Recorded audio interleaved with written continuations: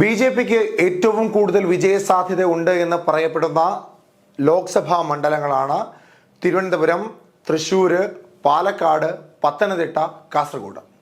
ഈ ലോക്സഭാ മണ്ഡലങ്ങളിലെല്ലാം കൂടുതൽ ശ്രദ്ധ കേന്ദ്രീകരിക്കുവാനാണ് ബി.ജെ.പി നേതൃത്വങ്ങൾ ശ്രദ്ധിക്കുന്നത്. അതിൽ ഏറ്റവും പ്രധാനപ്പെട്ടത് തിരുവനന്തപുരം ലോക്സഭാ മണ്ഡലമാണ്. തിരുവനന്തപുരം ലോക്സഭാ മണ്ഡലത്തിൽ കഴിഞ്ഞ 3 തവണയായി അടുപ്പിച്ച് വിജയിച്ചു വരുന്നത് വിശ്വപൗരൻ എന്ന ഖ്യാതി കേട്ട ശശി തരൂരാണ്. ശശി തരൂര് ദേശീയ രാഷ്ട്രീയത്തിലടക്കം ശ്രദ്ധേയനായ കോൺഗ്രസിന്റെ നേതാവാണ്. മല്ലികാർജ്ജുന ഖാർഗെക്ക് എതിരായി AICCയുടെ പ്രസിഡന്റ് സ്ഥാനത്തേക്കൊക്കെ മത്സരിച്ച് ദേശീയ തലത്തിൽ ശ്രദ്ധേയനായ നേതാവാണ് ശശി തരൂർ. ശശി തരൂര് ലോക്സഭാ മണ്ഡലത്തിലേക്ക് മത്സരിക്കുവാൻ കഴിഞ്ഞ 3 തവണയും തിരഞ്ഞെടുത്തത് തിരുവനന്തപുരമായിരുന്നു. 3 തവണയും തിരുവനന്തപുരത്ത് നിന്ന് അദ്ദേഹം വിജയിച്ചിട്ടുമുണ്ട്. ഇത്തവണ കൂടി അദ്ദേഹം തിരുവനന്തപുരത്ത് നിന്ന് വിജയിക്കുകയാണെങ്കിൽ ഏറ്റവും കൂടുതൽ തവണ തിരുവനന്തപുരം ലോക്സഭാ മണ്ഡലത്തിൽ നിന്ന് വിജയിച്ചു വരുന്ന നേതാവ് എന്ന ഖ്യാതിയും അദ്ദേഹത്തിന് ലഭിക്കും. കഴിഞ്ഞ തവണ ശക്തമായ പോരാട്ടം ഉണ്ടാകും എന്ന് പറഞ്ഞിരുന്നുവെങ്കിലും കുമ്മനം രാജശേഖരൻ എന്ന ബി.ജെ.പിയുടെ ശക്തനായ നേതാവിനെ മൃഗീയ ഭൂരിപക്ഷത്തിൽ തോൽപ്പിച്ചുകൊണ്ടാണ് ലോക്സഭാ തെരഞ്ഞെടുപ്പിൽ അദ്ദേഹം MP ആയി മാറിയത്. എന്നിരുന്നാലും തരൂരിന്റെ പക്കൽ നിന്ന് 2024 ലോക്സഭാ തെരഞ്ഞെടുപ്പിൽ തിരുവനന്തപുരത്തിനെ തിരിച്ചുപിടിക്കുക എന്ന ഉദ്ദേശ ലക്ഷ്യത്തോടു കൂടി തന്നെയാണ് ശക്തമായി ബി.ജെ.പി മുന്നിൽ നിൽക്കുന്നത്. ഈ സന്ദർഭത്തിലാണ് ഒ രാജഗോപാൽ എന്ന ബി.ജെ.പിയുടെ MLA ആയിരുന്ന ഒ രാജഗോപാൽ ശശി തരൂർ MPയെ പ്രകീർത്തിച്ചുകൊണ്ട് സംസാരിച്ചത്. N രാമചന്ദ്രൻ ഫൗണ്ടേഷൻ വേദിയിൽ DK Shivakumar N Ramachandran foundation award Shashi തരൂരിന് സമ്മാനിക്കുന്ന വേദിയിൽ വെച്ചായിരുന്നു ഒ രാജഗോപാൽ ഇത്തരത്തിലൊരു പ്രസ്താവന പറഞ്ഞത്. അദ്ദേഹം പറഞ്ഞത് ഇങ്ങനെയാണ്: ശശി തരൂരിനെ ഇനി തിരുവനന്തപുരത്ത് തോൽപ്പിക്കുക എന്നത് വളരെ പ്രയാസകരമായ ഒന്നാണ്. ശശി തരൂര് ജനഹൃദയങ്ങളിൽ ഇടം നേടിക്കഴിഞ്ഞ രാഷ്ട്രീയ നേതാവാണ്. അദ്ദേഹത്തെ തോൽപ്പിക്കുക എന്നത് വളരെ പ്രയാസകരമായ ഒന്നാണ്. അത് നടക്കില്ല എന്ന അർത്ഥത്തിലാണ് ഒ രാജഗോപാൽ വേദിയിൽ വെച്ച് പറഞ്ഞത്. ആദ്യമൊക്കെ ശശി തരൂർ എന്തിനാണ് ഇതിന് മത്സരിക്കുന്നതെന്ന് തോന്നിപ്പോയി.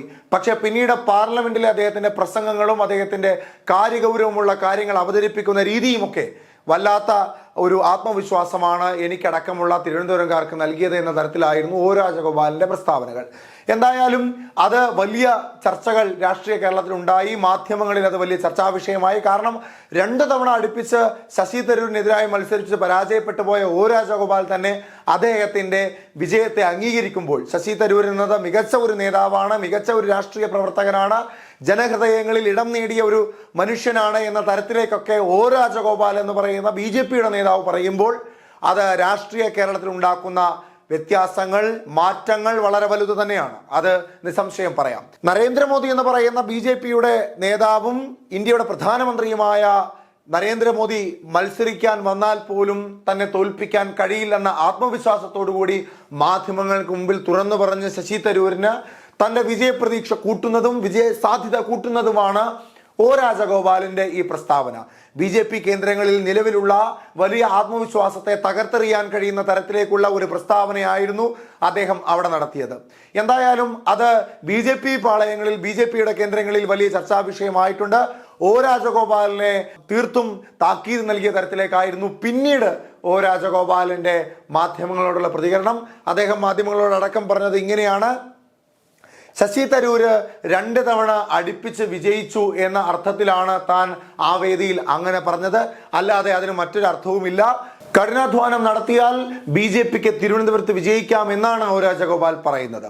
അതായത് ഈസി വാക്ക് ഓവർ അല്ല തിരുവനന്തപുരത്ത്. അവിടെ ശശി തരൂരിനെ വിജയിക്കുക എന്നത് വളരെ ശ്രമകരമായ ഒന്ന് തന്നെയാണ്. വിശ്വപൗരൻ എന്ന ശശി തരൂർ അത്രമേൽ ശക്തനാണ് തിരുവനന്തപുരത്ത്. ശശി തരൂർ ജനഹൃദയങ്ങളിൽ ഇടം നേടിയ ആളാണ് എന്നൊക്കെ ഒരു സന്ദർഭത്തിൽ പറഞ്ഞ ഒ രാജഗോപാൽ രാഷ്ട്രീയ സമ്മർദ്ദത്തിന്റെ പുറത്ത് അവയെല്ലാം തിരുത്തി പറയുന്നു. അദ്ദേഹത്തെ വിജയിക്കുവാൻ ബി.ജെ.പിക്ക് കഴിയുമെന്ന് പറയുന്നു.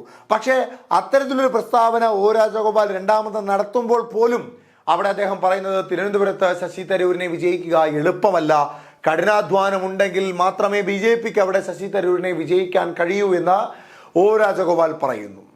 അതായത് വരുന്ന ലോക്സഭാ തെരഞ്ഞെടുപ്പിൽ കേരളത്തിൽ എവിടെയെങ്കിലും ഒരു സീറ്റെങ്കിലും പിടിക്കുക എന്ന ഉറച്ച തീരുമാനത്തോടു കൂടി തെരഞ്ഞെടുപ്പിനെ അഭിമുഖീകരിക്കുന്ന ബി.ജെ.പിക്ക് തങ്ങളുടെ ഏറ്റവും വലിയ ശക്തി കേന്ദ്രമാണെന്ന് ജനഹൃദയങ്ങളിലേക്ക് പറഞ്ഞു വെക്കുന്ന തിരുവനന്തപുരവും തൃശൂരും പാലക്കാടും പത്തനംതിട്ടയും കാസർഗോഡും അടങ്ങുന്ന ജില്ലകളിൽ ലോക്സഭാ മണ്ഡലങ്ങളിൽ ഏറ്റവും പ്രധാനപ്പെട്ട ലോക്സഭാ മണ്ഡലമാണ് തിരുവനന്തപുരം ലോക്സഭാ മണ്ഡലം.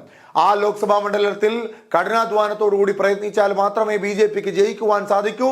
ജനഹൃദയങ്ങളിൽ ഇടം നേടിയ നേതാവാണ് ശശി തരൂർ എന്നത് അടക്കമുള്ള പ്രസ്താവനകൾ BJPയെ ദുർബലപ്പെടുത്തും എന്നത് തീർച്ചയാണ്.